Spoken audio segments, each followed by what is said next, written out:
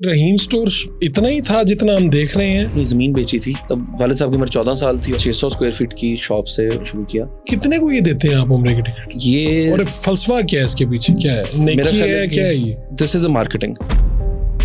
लेकिन हम उसको थोड़ा इस तरह ही लेके चल रहे थे कि यार वालिद साहब की लेगेसी थी, वो उनकी ख्वाहिश थी कि ये काम चलता रहे। वालिद साहब क्या आपसे बिजनेस ही करवाना चाहते थे? अक्सर वो कहते थे यार तुम्हारे करतूत मुझे लगता नहीं है, जो CSS के लिए वो करना पड़ता है ना, वो उतने सीरियस हो नहीं। उन्हीं 10 दिनों में जो है वो बिल्कुल ही 360 डिग्री चेंज आ गया। मुझे एक व्हाट्सएप ग्रुप था, उसमें किसी का मैसेज मैंने पढ़ा कि इस तरह नाना अख्तर साहब का इंतकाल हो गया। उसके बाद से फिर एक नया वो शुरू हो गया। हर किसी ने कहना इससे संभलना, उससे बचना। मतलब बड़े लोग कहते थे जी अब ऐसे हो जाएगा, बच्चों को यूं करेंगे, बच्चों को समझने नहीं देंगे। वो दिन मुझे याद है कि हम दोनों गए हैं, हमने कहा जी खुलवाएं, और सारा स्टाफ वो शिफ्ट आ गई। हम दोनों ब्लैंक हैं, हम लोग करना क्या है? करना क्या है अब।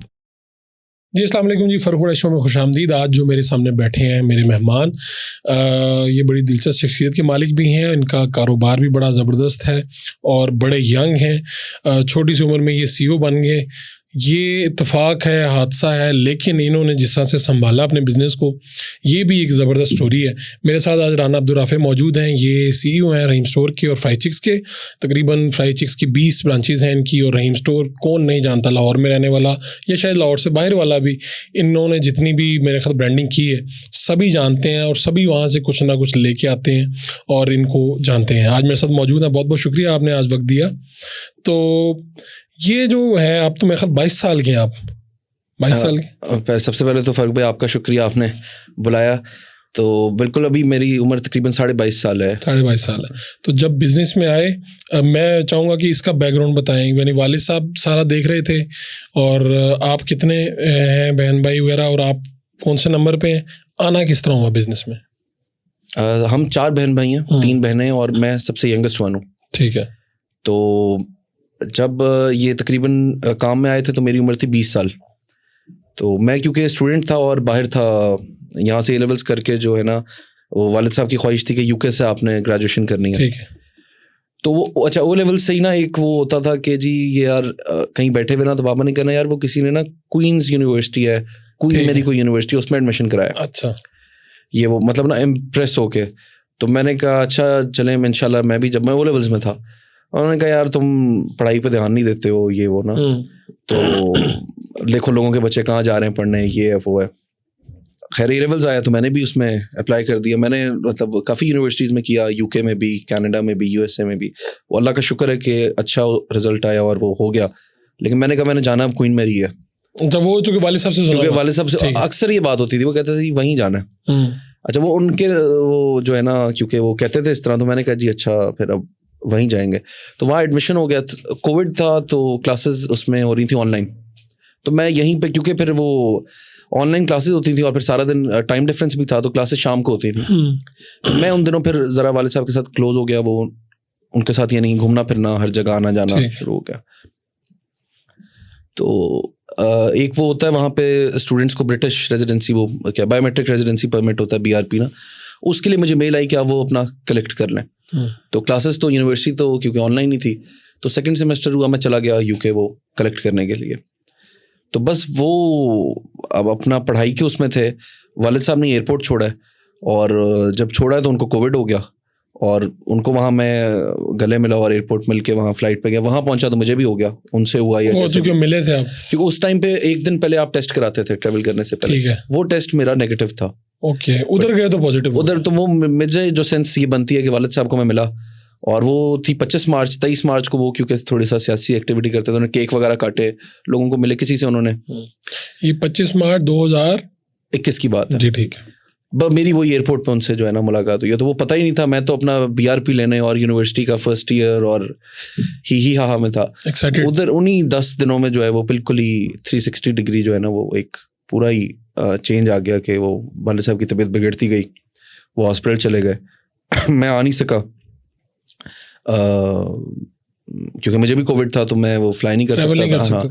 तो फिर पीछे मेरी फैमिली को, मदर को, हम जॉइंट फैमिली में रहते हैं, ताया को, ताई को, मेरी बहनों को, सबको कोविड हो गया। वो सब, लेकिन वालिद साहब का ज़रा ज़्यादा बिगड़ गया।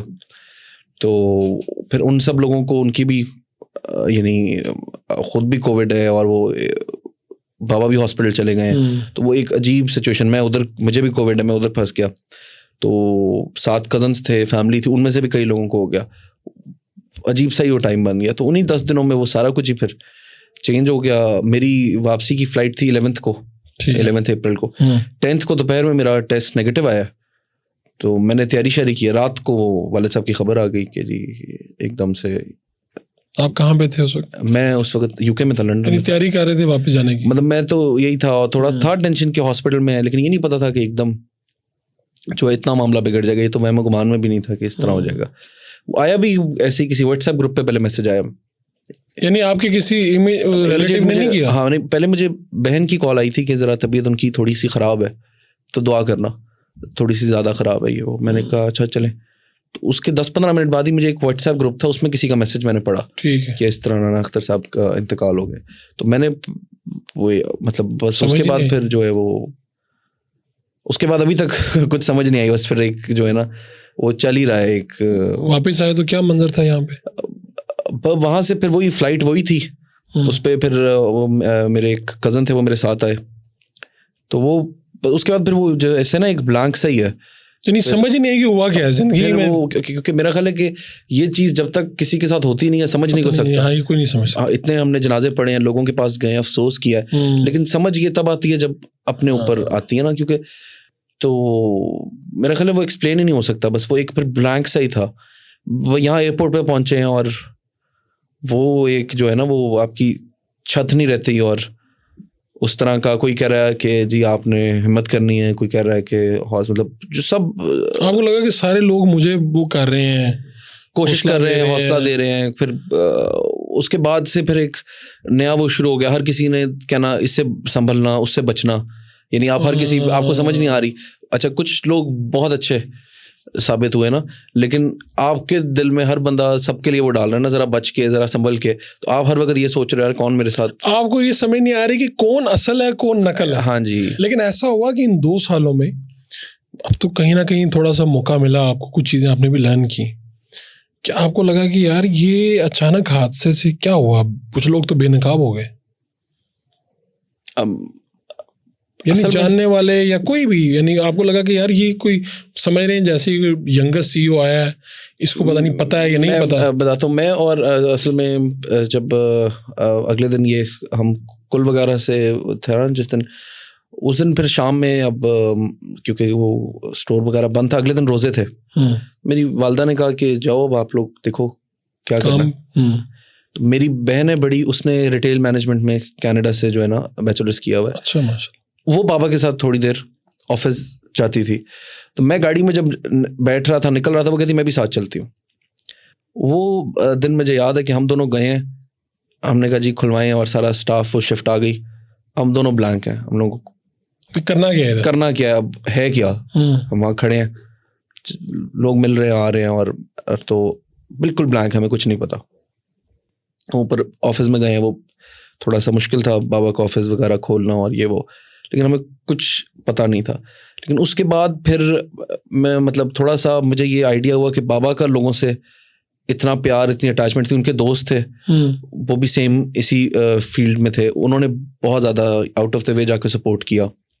कुछ और हमारे कजन्स थे, फैमिली थी, इवन जो उनकी टीम थी, मतलब बड़े लोग कहते थे जी अब ऐसे हो जाएगा, बच्चों को यूं करेंगे, बच्चों को समझने नहीं देंगे। लेकिन वो मेरा ख्याल है कि वो सबका जो एक राना साहब से, वालिद साहब से कनेक्शन था, वो उसका हम लोगों को उन्होंने वो जो है ना एज मिला क्योंकि इतना अच्छा उन्होंने रखा हुआ था। हाँ, कि उनसे इतना प्यार था कि उन्होंने सब लोगों ने ना, मतलब मुझे याद है कि आउट ऑफ द वे जाके जो है ना सब लोगों ने एक सपोर्ट दिखाई, और वो मेरा ख्याल उसकी की हेल्प से जो है अब अल्लाह का शुक्र है कि। जब आप चेयर पे बैठे तो आपको क्या पता चला कि पहले माड़ा मोटा पता ही होता है बंदे को कि मेरे वाले साहब का बिजनेस है, ये है वो है, लेकिन उधर उस चेयर पे बैठ के एक अलग ही आती है। मैं ना उस मतलब ऐसे वो कोई दोस्त को किसी को वीडियो भेज देनी, किसी की कॉल आनी ना, यार ऐसे अब्बू के साथ बैठा हूँ ऑफिस में।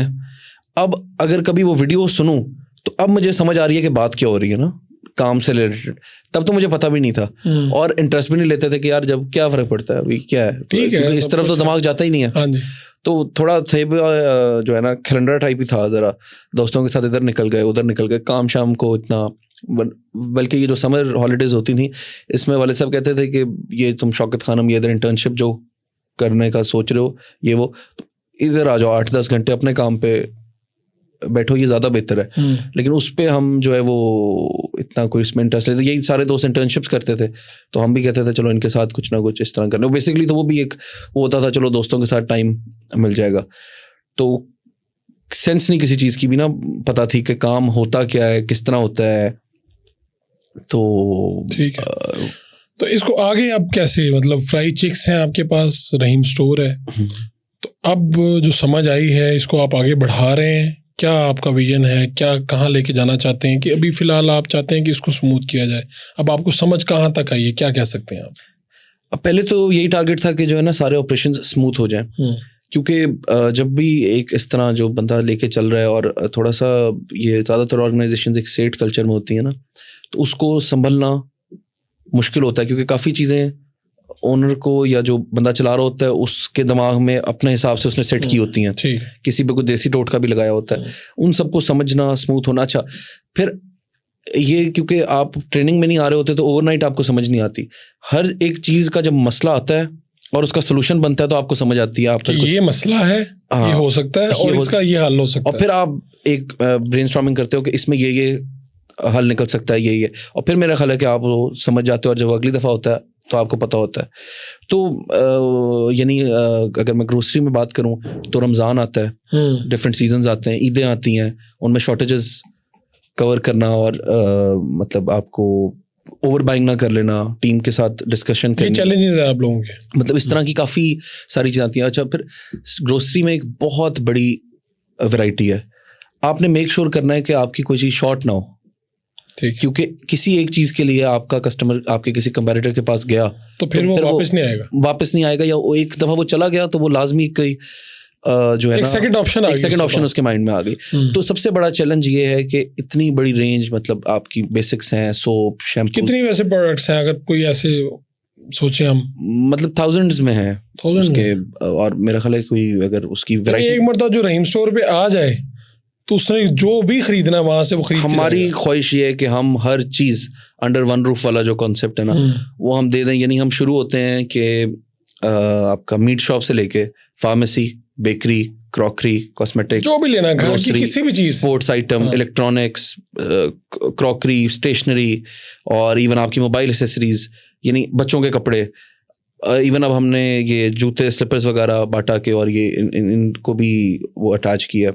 तो हमारा टारगेट ये होता है कि एक दफ़ा जो कस्टमर आ रहा है ना उसको हर चीज़ यहाँ से मिल जाए। ठीक है, इस वक्त ये दो हमारे हैं, एक वापडा टाउन में और एक इधर, एक इलामा इकबाल टाउन में और एक वापडा टाउन में। कितने रोज वहाँ पे कितने लोग आते हैं, यानी अगर हम कहें वॉक इन कितने लोग करते हैं? एक मतलब क्योंकि ये काम ऐसा है कि स्टार्टिंग जो डेट होती है महीने की उसमें लोगों का रुझान ज़्यादा होता है, और पीक में कितने होते हैं? मेरा ख्याल है कि कोई 1500 to 2000 रोज लोग आते हैं, चेकआउट्स होते होंगे। तो ये असल में ये भी वेरी करता रहता है, कुछ महीने होते हैं जिस तरह ये रमज़ान वगैरह, ईद वगैरह, इस पे पूरा महीना आपका एक रश रहता है, अच्छा काम रहता है। कुछ जिस तरह ये फिर डेट्स का होता है, महीने का एंड है तो लोगों की चीज़ें ख़त्म हो रही हैं क्योंकि ये सारी कंज्यूम करने वाली प्रोडक्ट्स हैं 90%, तो लोगों ने लेनी है। तो इस तरह ये वेरी करता रहता है काम, ऊपर नीचे। कुछ ठंडे दिन होते हैं जिसको हम कहते हैं ना।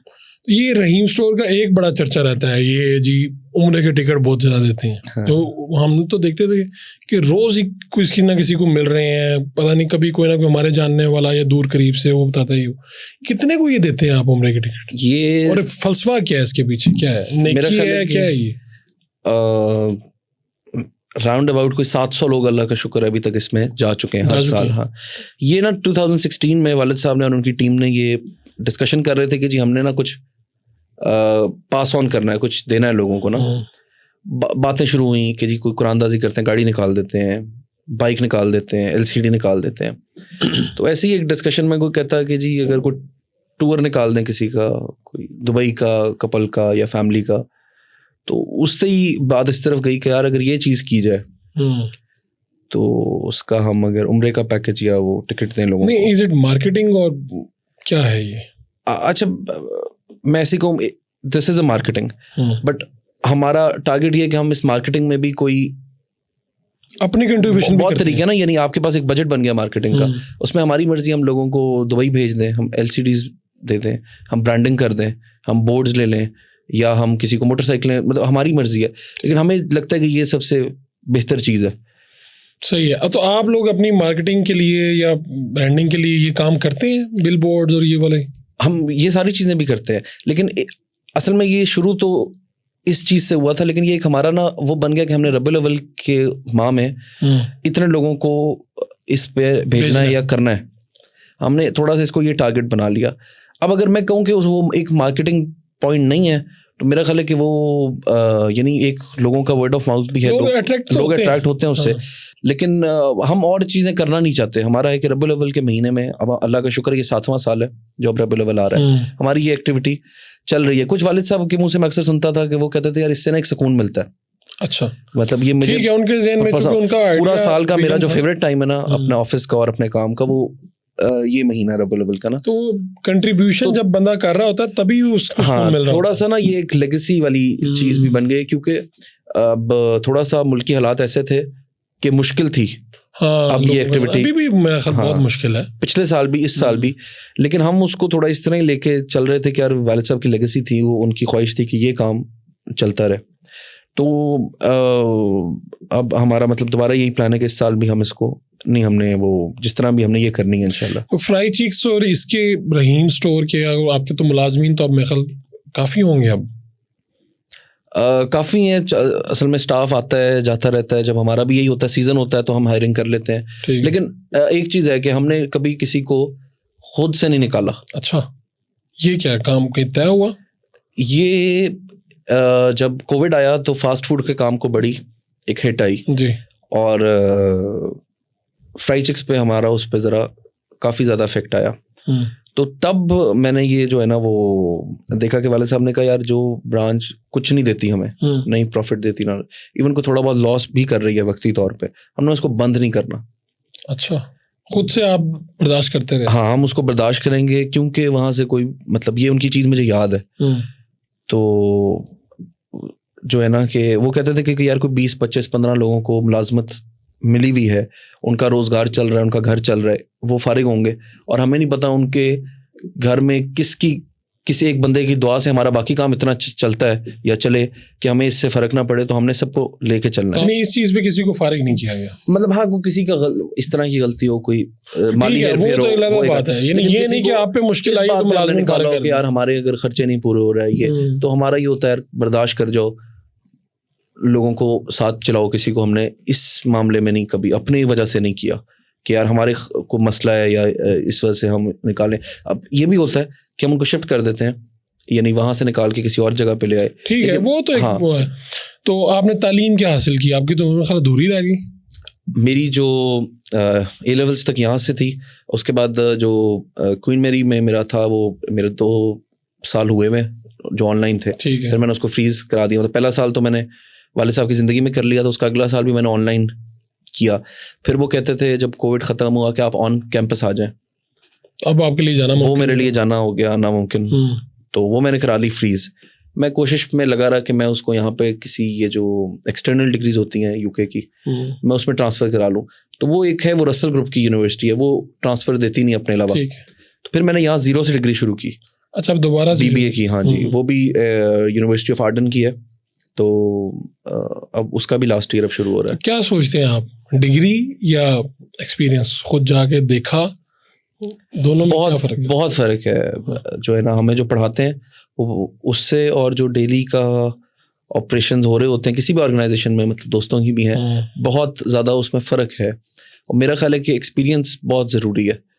आप जितना भी पढ़ लें, जब आप ऑन हैंड्स होके एक चीज़ में कूदते हैं या निकलते हैं, असल समझ जो है वो तब आती है चीज़ों की ना, काफ़ी बारीकियाँ आ जाती हैं फिर आपकी नज़र में। तो वालिद साहब क्या आपसे बिजनेस ही करवाना चाहते थे, यानी यही होना था अल्टीमेट के? ये क्या बचपन से ना जो है वो उनको शौक था कि जी आप बाहर से कोई एजुकेशन लें और वापस आके CSS करें। तो बल्कि अक्सर वो कहते थे यार तुम्हारे करतूत मुझे लगते नहीं है, जो CSS के लिए वो करना पड़ता है ना, वो उतने सीरियस हो नहीं। तो फिर बीच में एक उनका आया कि आप वकालत की तरफ जाए ना, जब LLB करें। लेकिन क्योंकि ये क्वीन मैरी वाली एक पुरानी ख्वाहिश उनकी भी चल रही थी और मेरी भी, तो इसी को फिर जो है वो कंटिन्यू किया। तो वो ज़्यादा काफ़ी ये कहते थे कि मुझे शौक है कोई आप जो है ना गवर्नमेंट का कोई एग्ज़ाम दें और वो एक एक्सपीरियंस लें, क्योंकि वो क्लोजेस्ट फैमिली में किसी ने नहीं किया, बिजनेस तो सब कर रहे हैं। बेशक 2-4 साल करके 2-4 साल करके छोड़ देना, अपने काम पे आ जाना। मुझे शौक है कि कोई एक ऐसा हो। तो ये रहीम स्टोर इतना ही था जितना हम देख रहे हैं, या ये छोटा था? स्टार्ट कब हुआ है, किसने किया, कहानी इसकी क्या रहीम स्टोर की? रहीम स्टोर एक 600 स्क्वायर फीट की शॉप से जो है ना मून मार्केट में 1979 में मेरे ताया थे राना ज़रबाज और मेरे वालिद साहब राना अख्तर साहब ने शुरू किया।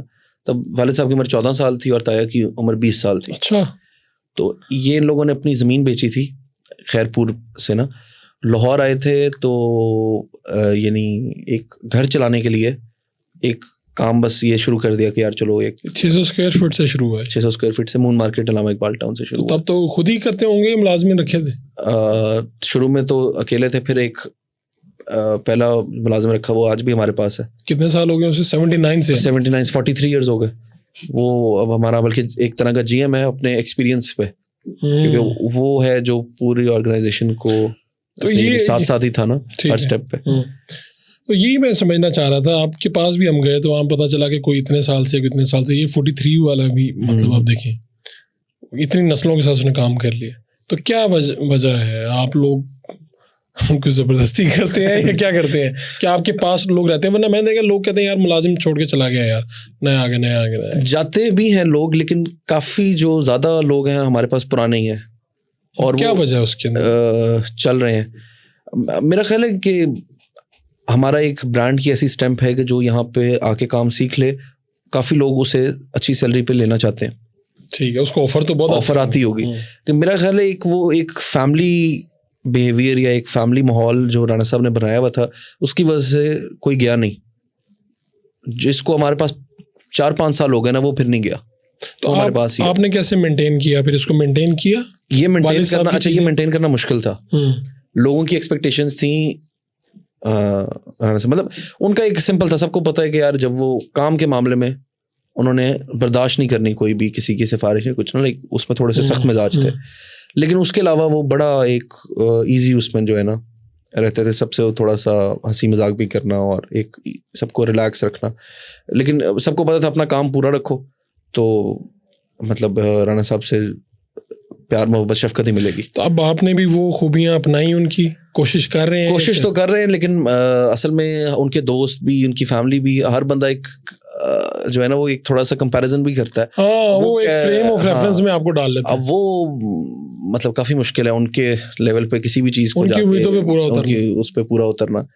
तो उस पे दुआ करते हैं कि अल्लाह ताला बिल्कुल जो है ना, क्योंकि उन जैसा हमें बनाए उस तरह हम चीज़ों को हैंडल करें। तो क्या सोचते हैं कि बस ये कारोबार इस तरह ही चलता रहेगा कि इसको बढ़ाएंगे, इसकी कोई शक्ल चेंज करेंगे, कोई ज़हन में?